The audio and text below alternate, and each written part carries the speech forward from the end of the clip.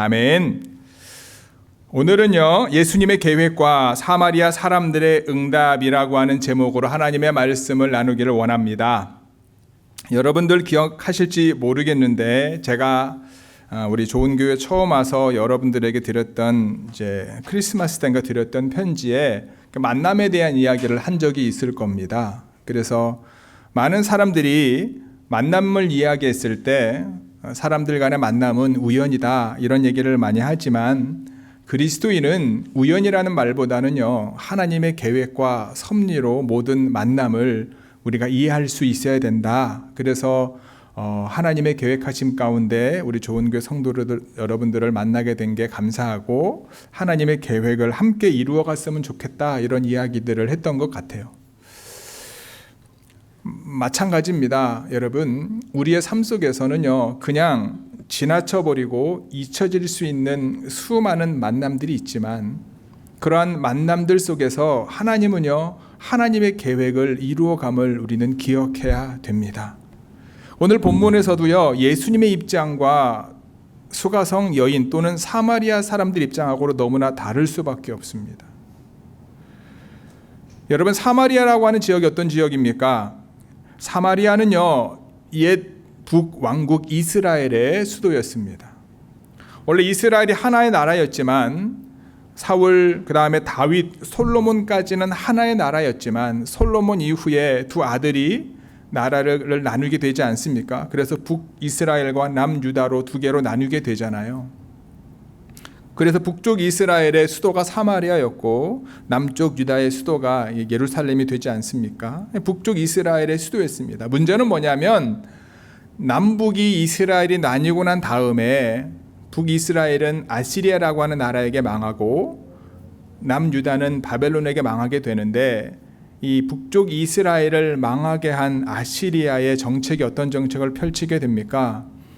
사마리아인 북쪽 이스라엘에 있는 원래 이스라엘 사람들을요, 아시리아가 통치하는 다른 나라로 다 이주시켜 버리죠. 그리고 다른 나라들의 사람들을 북쪽 이스라엘 사마리아로 이주시키면서 어떤 문제가 발생을 하냐면 유대인들이 가지고 있는 민족 정통성을 이제 없애버리죠. 혼합시켜 버립니다.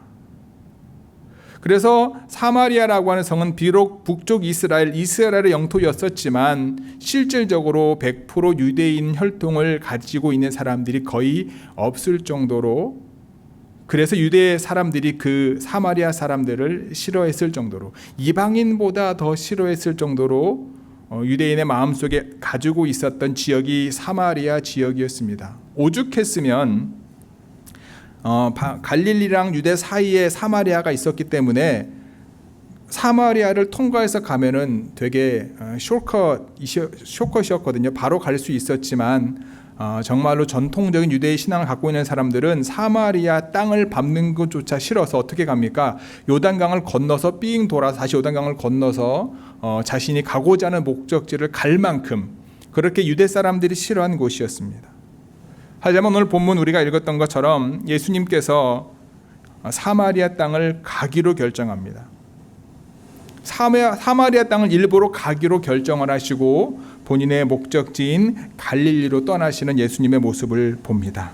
즉 예수님께서는요, 사마리아로 가는 것을 선택하셨다. 그의 의지를 가지고 선택하셨다라는 거예요. 예수님의 계획은요, 사마리아 땅을 스탑바이 하고 가시는 거였습니다. 그것이 첫 번째 우리가 기억해야 될 부분입니다. 여러분, 저와 여러분들이 하나님의 자녀가 된 이유가 무엇입니까? 저와 여러분들이 정말로 하나님이 보시기에 의로운 삶을 살았기 때문에 하나님이 저와 여러분들을 선택해 주셨다고 여러분 생각하시나요? 하나님이 먼저 죄인된 우리를 사랑하셨습니다. 하나님의 선택이, 전적인 선택이, 하나님의 은혜가 저와 여러분들이 하나님의 자녀가 되게 되었고요, 저와 여러분들이 구원을 받을 수 있는 은혜다라고 하는 사실입니다. 우리는 이거를 잊어버릴 때가 많아요. 하나님의 계획임에도 불구하고 내 삶의 열정과 열심으로 내가 구원을 이루었다라고 생각하는 경우가 있고요, 내 삶의 통해서 이루어지는 많은 것들이 하나님이 은혜로 나에게 주어졌음에도 불구하고 우리는 그 사실을 잊어버릴 때가 많다라는 거예요. 사마리아 여인의, 수가성 여인의 입장에서 또는 사마리아 사람들 입장에서 보면 그들이 열심을 다해서 예를 들면 예수님의 말씀을 들으려고 애를 썼다라고도 볼 수 있지만, 주님께서 사마리아를 가기로 결정하지 아니하셨다면 그들이 주님을 만날 수도 없었다라고 하는 사실입니다. 그래서 하나님의 선택, 예수님의 선택이 사마리아에 있는 수가성 여인과 사마리아 사람들이 하나님의 은혜 가운데 주님을 만날 수 있는 기회 가운데 올 수 있었다라고 하는 사실을 잊지 않은 저와 여러분 모두가 되기를 바랍니다. 그 사실이 우리 가운데 믿어져야 되는 거예요. 예수님께서 사마리아로 가기로 결정하시고 난 이후에 오늘 본문에 보면 몇 시에 수가성 여인을 만나게 되냐면 제6시에 수가성 여인을 만나게 됩니다. 많은 이제 성경 해석하시는 분들이 제6시라고 하면 이제 유대 시간으로 보면은요 정오라고 이야기를 합니다. 그래서 아무도 오지 않는 낮 12시에 이 수가성 여인이 물 기르러 혼자 왔다라고 해석하시는 분들도 있어요. 그래서 좀 더 나아가면 왜 하필 정오에 아무도 없는 곳에 태양볕 햇빛을 받으면서 왔냐라고 이야기하면서 남편이 여러 명이기 때문에 창녀했다라고까지 얘기하는 부분들도 있지만 본문 어디에도 이 여인이 창녀했다라는 말은 없습니다. 더더군다나 여러분들 공간복음, 즉 마태복음, 마가복음, 누가복음, 마태, 마가, 누가복음은 공간복음이잖아요. 예수님의 어떤 삶을 통해서 하나의 관점으로 기록한 내용인데 거기서 사용하는 시간을 사용하는 방법은요 유대인의 시간을 가지고 사용을 합니다. 무슨 얘기냐면 유대인의 시간 타임으로 보면은요 제6시가요 낮 12시가 맞습니다. 그런데 요한복음은 좀 달라요. 요한복음은 유대인의 시간을 가지고 시간을 기록하지 않고요 로마 시간 표기를 가지고 기록합니다. 그러면 로마 시간 표기를 가지고 6시를 보면은요 6시 그대로예요. AM인지 PM인지 모르지만 오전 6시인지 저녁 6시인지 모르지만 낮 12시가 아닌 거죠.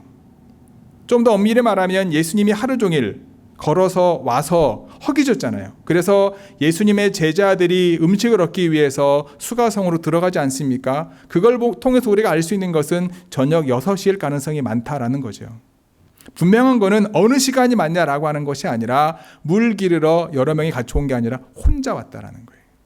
그리고 우리가 알고 있는 것처럼 그 당시 유대인들이 가지고 있었던, 여러분 지금이야 남녀 평등이라고 해서 이혼할 수 있는 것도 남편이 남자가 요청할 수도 있고 여자가 요청할 수도 있습니다. 그렇죠? 그리고 법에 따라 가지고 정리되지 않습니까? 이 당시에는 여러분 거의 여자가 이혼을 요청하는 경우는 거의 없습니다. 그러니까 여러 가지 성적인 차별 그리고 신분적인 차별이 있었기 때문에 어찌 보면 수가성 여인이 가지고 있었던 사회적인 핸디캡 때문에 혼자 외톨이처럼 살 수밖에 없는 위치였다라는 것을 우리는 깨달을 수 있는 거죠. 그런데 그녀가 수가성 그 우물가로 나와왔을 때 주님이 그를 만나 주셨다라는 거예요. 어찌 보면 우리가 다 읽지는 않았지만 너무 길어서 본문 9절 이하에서 41절까지 내용을 보면은 예수님께서 이 수가성 여인을 만나기 위해서 어찌 보면 사마리아 성으로 내려가는데 사마리아를 들리기로 결정을 하셨고 수가라고 하는 성에 멈추셨고 그리고 하나님의 어떤 성령의 인도하심 가운데 그 여인을 만나게 되었고 그 여인과의 대화 속에서 그녀가 가지고 있었던 영적인 갈급함을 주님이 채워주셨다라고 우리가 이해할 수 있지 않겠는가라는 거예요. 무슨 얘기를 하고자 하냐면 여러분 우리가 함께 만나서 하나님을 예배하고 하나님의 자녀로 살아갈 수 있는 것이 하나님의 선택이었다라는 거예요. 그분의 인도하심이었다라는 거예요. 그런데 우리가 내 생각과 내 계획에 의해서 이 모든 것들을 만들지 않았다라는 거예요. 우리의 만남 속에 하나님의 뜻이 이루어지기를 소망해야 되고요. 내 삶의 모든 순간순간이 내가 원하는 내 마음에 만족하는 무엇인가를 얻기 위한 것이 아니라 하나님이 나의 삶을 통하여 나와의 만남을 통하여 나와의 모든 것들을 통하여 하나님의 뜻이 이루어지고 내가 하나님의 복음이 들려지는 믿음의 삶을 살아갈 수 있는 저와 여러분 모두가 되기를 주님의 이름으로 간절히 축복합니다. 그래서 잠언서는 이렇게 말씀하지 않습니까? 사람이 계획할지라도 그 걸음을 인도하시는 분은 여호와 하나님이시다라고 하는 거예요. 그 사실을 우리가 믿을 필요가 있다는 거죠. 모든 만남 속에서 여러분들의 의도를 이루기보다는 모든 만남 속에서 하나님의 계획과 하나님의 뜻을 이루는데 저와 여러분들의 마음을 드릴 수 있는 좋은교회 모든 성도 여러분들이 되시기를 주님의 이름으로 축복합니다. 두 번째는요, 여러분, 수가성 여인은 예수님의 말씀을 들음으로 믿게 되었다라는 거예요. 수가성 여인과 예수님의 어떤 대화 속에서 우리가 자세히 보면은 그 마음 가운데 하나님을 향한 열정은 있었어요. 하지만 예수님의 말씀을 듣게 되어서 그 사실을 믿게 된 거죠. 우리 39절 말씀 함께 읽어볼까요? 시작. 여자의 말이 내가 행한 모든 것을 그가 내게 말하였다 증언하므로 그 동네 중에 많은 사마리아인이 예수를 믿는지라. 예수님과 이 여인의 대화 속에서 예배에 대한 이야기도 하고요, 생수에 대한 이야기도 합니다, 남편에 대한 이야기도 합니다. 많은 이야기를 합니다. 근데 여러분들도 그런 경험이 있을 거예요. 우리가 아무리 좋은 얘기를 들어도요, 내가 믿어지지 않으면 그것이 내 삶을 변화시키는데 아무런 영향력이 없습니다. 무슨 얘기냐면 좋은 얘기를 듣고 난 다음에 그래 좋은 얘기지, 그리고 내 삶을 살아가는 경우가 많다라는 거예요. 여러분들의 삶을 바꾸는 것은 무엇입니까? 여러분들의 생각을 바꾸는 것은 무엇입니까?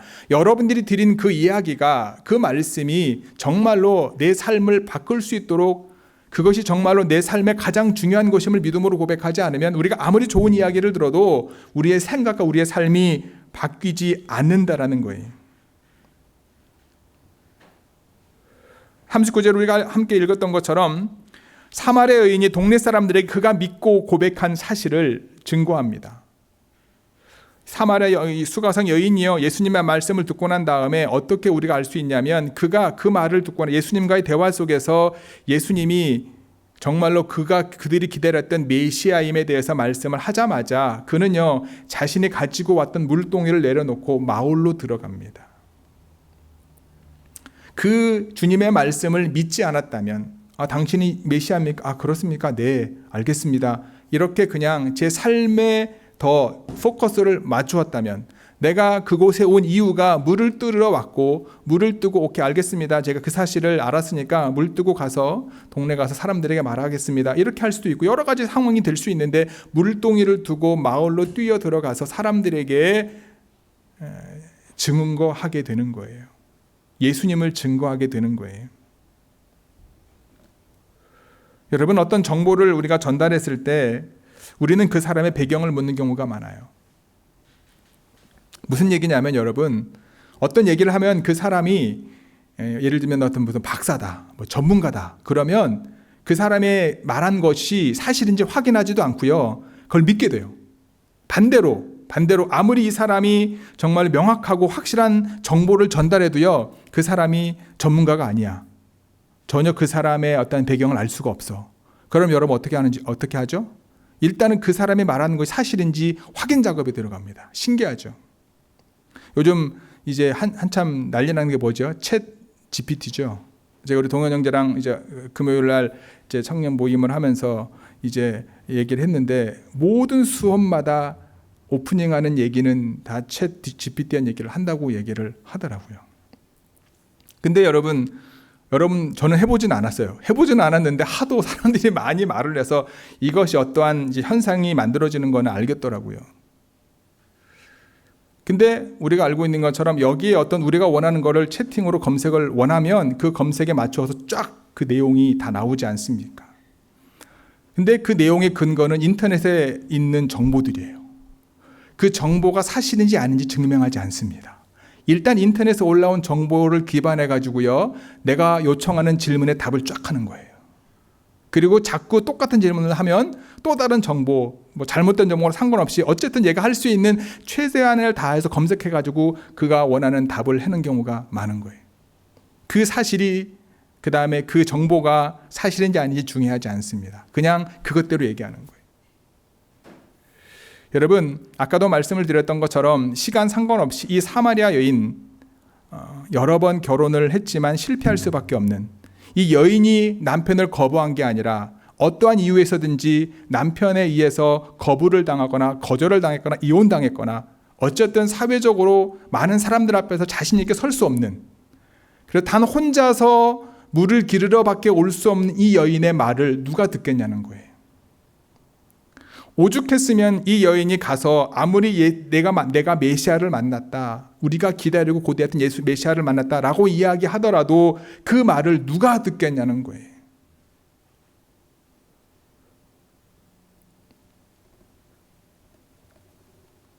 그런데 놀라운 일이 일어나지 않습니까? 나에게 일어난 모든 일들을 얘기했고 예수님에 대해서 얘기했더니 그 말을 듣는 사람이 믿게 되었다라는 거예요. 본문 39절은 약간 애매하게 기록되어 있어요. 여자의 말이 내가 행한 모든 것을 그가 내게 말했다 증언함으로 그 동네 중에 많은 사마리아인이 예수를 믿었다. 이게 헬라어 원어는요, 이렇게 좀 더 우리가 이해하기 쉬운 부분들이 있습니다. 무슨 얘기냐면 본문에 보면은 여자의 말이 내가 행한 모든 것을 그가 내게 말했다 증언함으로 그 동네 중에 많은 사마리아인 예수를 믿었다라고 얘기하잖아요.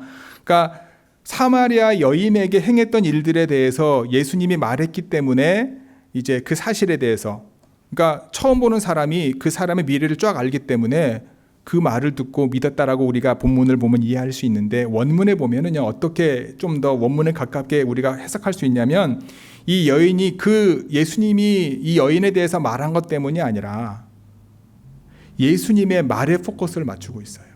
예수님의 말씀에 포커스를 맞추고 있어요. 즉, 이 여인의 증언을 듣고 이 사람들이 믿은 게 아니라 이 여인에게 행했던 예수님의 말씀을 듣고 사마리아 사람들이 믿었다. 이게 더 원어가 가깝게 해석되어지는 거거든요. 무슨 얘기냐면 여러분, 우리가 전도를 하거나 우리의 삶을 나눌 때 사람들은 내 경험과 내 간증을 듣고 사람들이 믿고 하나님께로, 주님께로 오는 것 같은데, 그게 아니라 우리가 예수 그리스도의 복음을 이해하게 했을 때 그 주님의 복음의 말씀을 듣고 하나님께서 성령의 감동으로 그들이 믿게 되었다라는 의미가 더 가깝다라는 거예요. 여러분들 사순절 묵상집을 읽다 보면 하디에 대해서 이제 또 하디를 중심으로 이제 우리나라 복음의 부흥이 역사하는 속에서 보면은 그런 걸 느끼지 않습니까? 다른 게 아니잖아요. 십자가의 복음을 이야기하고 예수님을 이야기할 때 사람들이 변화되어지고 회개하게 되는 모습을 보지 않습니까? 그 사람의 삶이 중요한 게 아니라요, 복음을 전했을 때 하나님의 말씀, 예수님의 말씀이 사람들의 마음을 움직여서 그들로 하여금 회개하게 하고 회개의 운동이 하나님이 원하시는 거룩함을 회복하는 운동으로 변화되어지는 것을 보지 않습니까? 주님의 말씀을 들을 때 믿게 되는 거예요. 저와 여러분들이 믿음이 연약해졌어요. 뭐가 문제일까요? 주님의 말씀을 안 듣기 때문에 믿음이 연약해지는 거예요. 사람들의 말을 듣기 때문에, 주님을 바라보지 못하기 때문에 믿음이 연약해지는 거예요. 사람을 바라보니까 믿음이 연약해지는 거예요.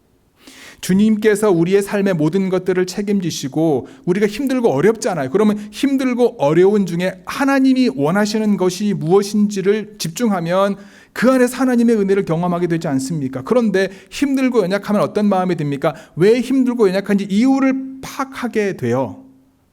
사람을 원망하게 되고요, 상황을 원망하게 되고요, 그 모든 것들을 이룬 그것 때문에 내 마음이 힘든 거예요.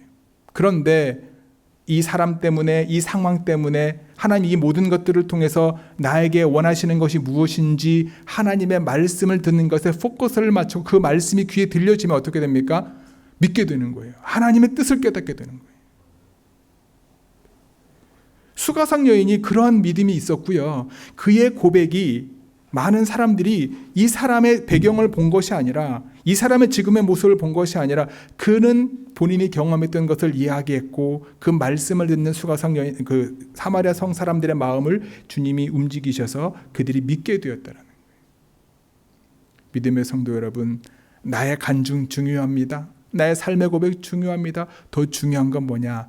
내가 간증을 만들게 되었던 주님의 말씀의 능력이 더 중요하다라고 하는 사실을 잊지 않은 저와 여러분 되기를 간절히 소망합니다. 마지막 세 번째는요, 사마리아 사람들은요 예수님께 청합니다. 뭐라고 청합니까? 유하기를 청했다. 우리와 함께 있어 주십시오. 강청한 거죠. 여러분들께 묻고 싶은 거예요. 정말 예수님께서 여러분과 함께 하기를 원하십니까? 여러분들의 삶 가운데 주님 제발 저와 함께 해주십시오. 나와 함께 해주십시오. 나의 모든 순간순간 주님 함께 해주십시오. 정말 이러한 간절한 강청이 저와 여러분들 가운데 있냐라는 거예요. 40절 함께 읽어볼까요? 시작. 사마리아인들이 예수께 와서 자기들과 함께 유하기를 청하니 거기서 이틀을 유하시매. 주님께서 사마리아를 건너가시기로 지나가시기로 결정을 하셨고요. 수가성까지도 주님의 의도와 계획대로 갔습니다. 그곳에서 한 여인을 만나게 돼요. 여인과의 대화 속에서 그 여인이 주님의 말씀을 듣고 믿게 됩니다. 자신이 가지고 왔었던 물동이를 두고 동네로 들어가서 예수님을 증거하게 됩니다. 그 말을 듣고 믿고 그들이 주님께로 왔어요. 그리고 주님께 뭐라고 요청합니까? 우리와 함께 유해 주십시오. 예수님께서 사마리아를 스탑바야 하시기로 결정을 하셨지만 그곳에 유하게 된 것은요, 주님의 말씀, 주님을 만나고 주님의 말씀을 믿었던 수가성 여인과 사마리아성 사람들의 믿음의 결단과 고백과 초청이었다는 거예요. 아까도 말씀을 드렸던 것처럼 구원의 은혜는요, 우리가 아니라 주님입니다. 근데 그 구원을 이루어가면서 주님과 동행하면서 하나님의 역사를 이루어가는 건 우리의 믿음의 고백과 결단이 필요한 거예요. 함께 유하기를 청했다. 요한복음서 특징 그대로 보여줍니다. 요한복음 1장, 2장, 3장에 보면은 여러분 이 유하다란 말 어떤 말입니까? 머물다, 동거하다, 함께 살다라고 하는 의미의 말씀들이 여러 번 반복되어 사용됩니다. 특히 요한복음 15장을 보면 어떤 내용이 나옵니까? 포도나무 비유가 나옵니다. 그래서 예수님께서 말씀하시기를 내 안에 거하라 나도 너희 안에 거할 것이다. 5절에 보시면 그가 내 안에 내가 그 안에 거하면 사람이 열매를 많이 맺나니 나를 떠나서는 너희가 아무것도 할 수 없다.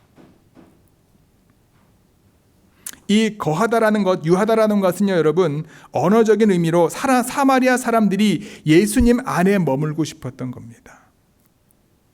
마치 사마리아 사람들이 예수님 우리 안에 거해 주십시오. 그렇다면 우리도 주님 안에 거할 수 있을 것 같습니다 라고 고백하는 것과 마찬가지인 거예요. 우리가 거하는 이곳에 당신이 오시길 원합니다. 당신이 만약 우리와 함께 유하신다면 우리 역시 주님과 함께 영원한 삶을 살 수 있을 것이라고 하는 믿음의 고백인 거죠. 내가 머물기 좋아하는 장소, 내가 엉덩이를 붙이고 느긋하게 평안함을 누리며 따뜻한 커피를 마실 수 있는 장소, 그 장소가 아니라 주님이 원하시는 장소, 주님이 함께 하시는 그곳 가운데 임할 수 있는 저와 여러분들이 되기를 주님의 이름으로 간절히 축복합니다. 현대인들은요, 개인주의에 익숙합니다. 그래서 예수님을 믿기는 믿지만 예수님이 내 삶에 들어오는 것을 주저할 때가 많습니다. 그분이 나의 삶의 모든 것들을 다 주관하시는 것에 대해서 잠시 보류하는 경우가 많습니다. 예수님은 믿지만 예수님 안에 들어가서 예수님이 원하시는 삶을 사는 것 또한 우리는 주저하게 됩니다. 예수님을 믿지만 내 뜻대로 믿고 싶은 거예요. 내 방식대로 믿고 싶은 거예요. 내 스타일대로 믿고 싶은 거예요. 사마리아 사람들 역시 여인의 말을 듣고 믿기는 믿어도 예수님께서 우리 마음에 들어오는 것은, 예수님이 내 삶에 들어와 간섭하는 것은 싫었을 수도 있습니다. 그러나 사마리아 사람들은요, 예수님께서 본문에 보면 진심으로 간청했다라는 거예요. 그냥 하나님 주님 좀 저희 집에 오시면 안 될까요? 이게 이 정도가 아니라 그로 하여금 유할 수밖에 없는 간절함이 그들 가운데 있었다라는 거예요. 이틀 동안 예수님이 그곳에 유하게 됩니다. 예수님께서 사마리아 사람들 가운데 거하신 겁니다. 유대 사람들이 지나기도 싫어서 삥 돌아가는 그곳에 들어가셔서 그들과 함께 거하셨다라는 거예요. 예수님과 함께 하더니 어떤 일이 발생을 합니까? 우리가 본문 마지막 절 말씀 제가 읽어드릴게요. 제가 PPT를 만들지 않아서 마지막 절 말씀 제가 읽어드립니다. 그 여자에게 말하되 이제 우리가 믿는 것은 너의 말로 인함이 아니니 이는 우리가 친히 듣고 그가 참으로 세상의 구주이신 줄 알미라.